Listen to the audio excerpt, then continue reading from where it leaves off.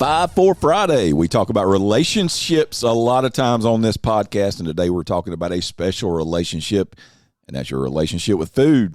We're going 5 ways to change your eating habits. Coach Katie Malone, Jed Blackwell, Kevin Harrison here. We're going quick and hard on these. 1, 2, 3, 4, 5. Number 1 way to change your eating habits. Why are you eating? Ask yourself that question every time you go to put something in your mouth. Why are you eating? Are you hungry? Are you bored? Are you frustrated? I mean, what's going on, really? So when you eat, whenever your relationship with food is bad, why do you eat? Oh, man, stress. Stress. Oh, I got to really be careful, and I have to stop myself. How about you, Jed? Because it's one of my favorite things in the world to do. Yeah. I get bored. Yeah. Boredom's got a lot to do with it. Boredom, but stress. I mean, I love food. I like to eat, but I will, if given the chance, I'll eat bad things if they're available. So I keep them. I don't have them in my house. Yeah. Late at night, if I'm bored watching TV and just zoning out, I just kind of just walk around just looking for something to eat, and I'm not even hungry. It's just it's boredom. Mindless eating. And when I was a full-time sports reporter, I couldn't eat at mealtime because mealtime's when games were. Right. So it's McDonald's or the Waffle House on the way home because literally that was my choices. I'm not cooking at 11 o'clock at night when I get home. Should. Right. Didn't. Right. But again, if we go back to another podcast, it's about planning. Right. And, I knew I was going to be gone today, like for most of the day. So I have my snacks over here so that if I get hungry, like I'm not eating garbage. Yeah. But I did notice there was a Chipotle on the way here. Yeah, that's pretty good. It is, but I don't need to be eating that because that's not part of my plan. Go squeeze over there. And Jed, like you said, I've got a really good relationship with hash browns scattered, smothered, and covered from the Waffle House. I have a really poor relationship with fast food cheeseburgers. Yeah. Okay. And I've dropped a little bit of weight, and I've done some of that by planning my fast food cheeseburgers. I limit them to certain things from certain places at certain times. But that's good. Don't go outside of that. It's a treat. But I think so based on the response that we got just now between the three of us with ask yourself why you're eating, there are so many reasons out there. And I think it's really important to start to recognize what gets you eating so that you can stop yourself.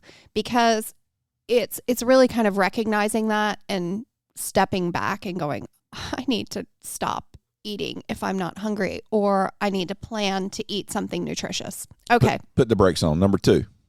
Number 2, drink a glass of water before every meal. Now, I know this has been around for a long time, but I have seen some interesting research lately. Some of it says that this only works for people who are older.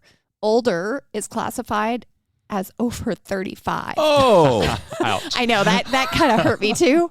But I do think it works. And I recently was reading a book about people who were starving during the war, and they would always drink water before they would eat because it would help them feel full when they didn't have any food.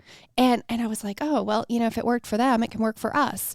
So I do think there is something to it. And, come on, drinking more water is always good. Now, I say that, but drinking water is good, but drinking too much water is bad. So there is a fine line there.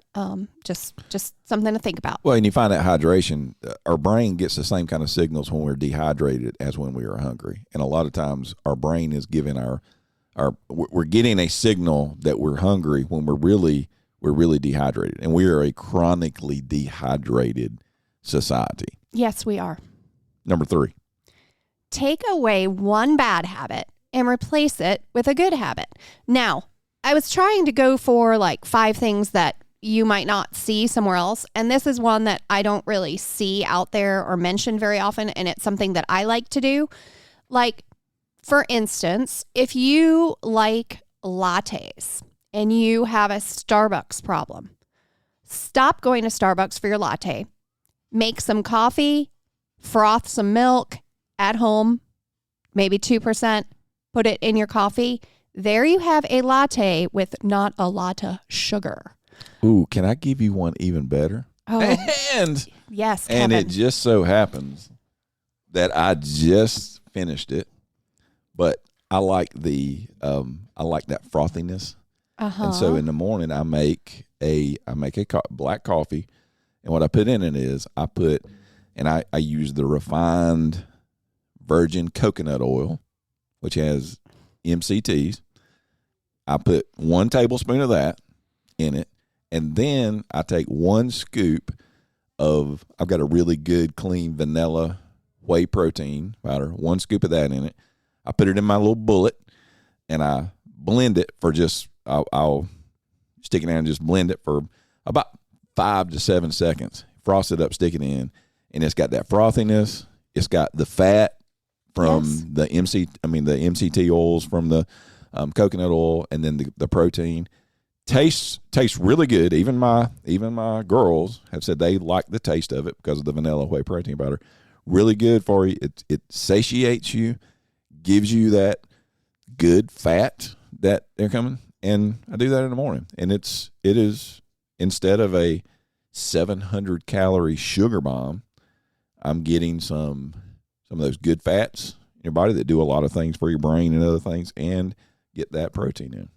Okay. What do you think about that? I have been outdone by Kevin. I just happen to have it, and you can see. If you don't believe me, you can see it down there. Admit defeat right now. Okay, so that is a great example of just little things you can do that change, like something that could be a really bad habit, and change it into something that is actually good for you. Again, keep it simple. This does not have to be complicated. This is not overhauling your entire diet the first week of January. One thing. Just one thing. And habit tracking and the psychology of habits and in our minds, it has been proven that if you just try to cut something out, it is much harder to maintain if you do not replace that with something else. So just take that for what it's worth. Number 4. You. Number 4, make it fun. Okay, so Kevin's kind of made it fun. Make it fun, but keep it simple. And, I suggest maybe like learning some cooking skills at the most basic level, like how to steam vegetables, for instance. We all seem to have like a really weird relationship with vegetables. I was reading about that, getting ready for this podcast. It turns out that when our parents were hiding vegetables in our food when we were children, we learned some psychological resistance to them. I don't know. It sounds kind of strange to me, but I believe it because people really do have issues with vegetables. Steaming vegetables kind of retains the most nutrients. So that's why it's probably the best way to eat them. A little seasoning, it's super simple. Again, simple tip to kind of get more vegetables in your diet. Kevin has something to that. Oh, Kevin has something else. Okay. If you do anything, buy yourself an air fryer and an Instapot. And I say that because you can fix best Christmas present I have ever received last year. Let's tell you all you need to know about me. Is my oldest 2 kids went in together and they bought me a dual air fryer, and where you can cook 2 things in one. You can make really good, healthy food. Again, it's air fried. It'll make it crispy. You can steam, you can bake, you can do all those things in it. If you really have a hard time cooking, you're not a really good cook, and when we start talking about steaming vegetables and stuff, you're like, you tune out. Instapot, you can steam, boil, you can do anything you want to do in that. Super easy. And then in an air fryer, you can make crispy Brussels sprouts, where you put a little olive oil, salt and pepper, and you stick them in there and you air fry them. They're not deep fried, not anything. They come out really good. You can do a lot. You can do asparagus. You can do all kind of things inside of it.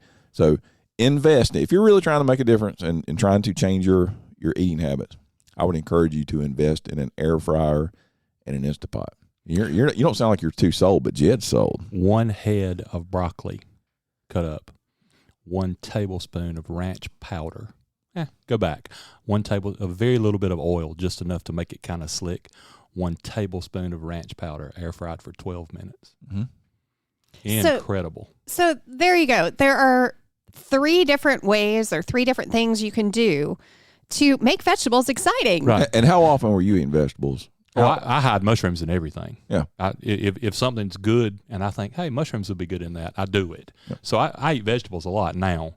I don't eat healthy vegetables as much as I should. So I'm doing that more with the air fryer. Yeah. Key point being do what you got to do to be able to make them.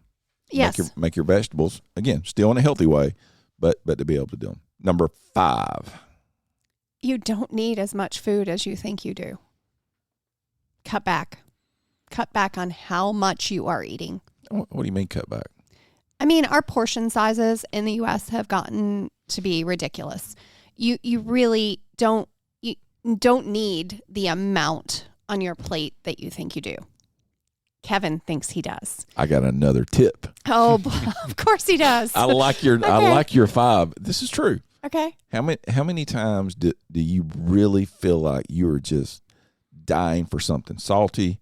You want, and nothing's going to scratch that itch like some French fries or some, and you're looking like, you're not like most people. Most of us have French fries. Have that hankering every now and then. Go to Chick-fil-A. This is a great tip. This may be the best tip I've ever given. Now, it's not the best tip you've ever given. I'll say that. Go to Chick-fil-A and order the kids' meal. Okay? Get the kids' chicken nuggets.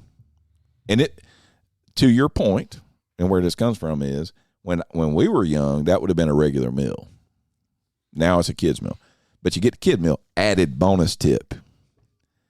You don't have to, I'm not a kid at heart. I just found out that I'm really old because over 35 is old.